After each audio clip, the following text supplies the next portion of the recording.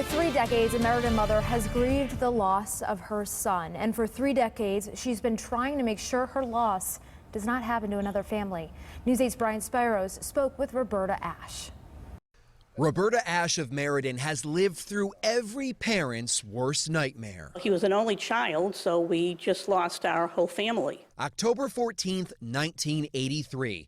Roberta's 7-year-old son Brian went to a friend's house for a sleepover just a few doors down from where they lived on Dogwood Lane. Around 10 o'clock at night, we heard this loud noise. We looked outside and we saw a fire engine going down the street, and you just had that gut feeling that it was that house. And it was.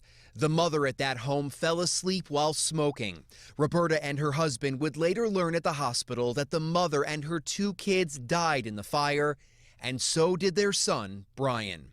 There were no working smoke detectors in the home. You never thought about losing your own child, especially a healthy 7-year-old little boy. And then all of a sudden, now he's gone, and it's an empty house. 3 years later, Roberta organized a hot dog sale to raise money for what would become the Brian David Ash Memorial Fire Prevention Fund. That event now going strong for 30 years. I really marvel at the strength that woman has. Stephen Trella, the fire marshal in Meriden, he's worked closely with Roberta over the years. The money raised from the fundraiser helps with fire education in city schools. Her money allows us to buy a lot of the visual aids that children need to learn. The fire helmets, the coloring books, the check sheets, videos, projectors she's bought for us, public fire education, iPad training. Over the course of 30 years, it's estimated more than 30,000 kids in Meriden have received that life-saving information, with tens of thousands of dollars being raised at the hands of Roberta.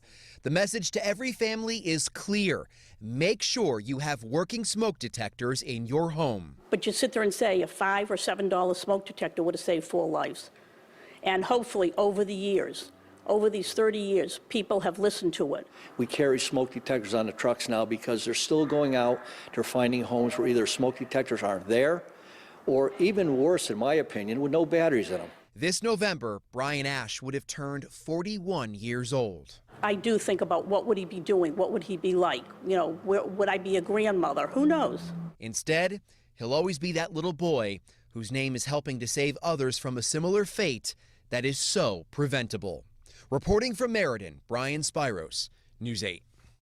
Powerful story. That fundraiser will be taking place outside the Stop and Shop at the intersection of Broad and East Main Streets. It goes on today and tomorrow from 9 o'clock until 8 o'clock.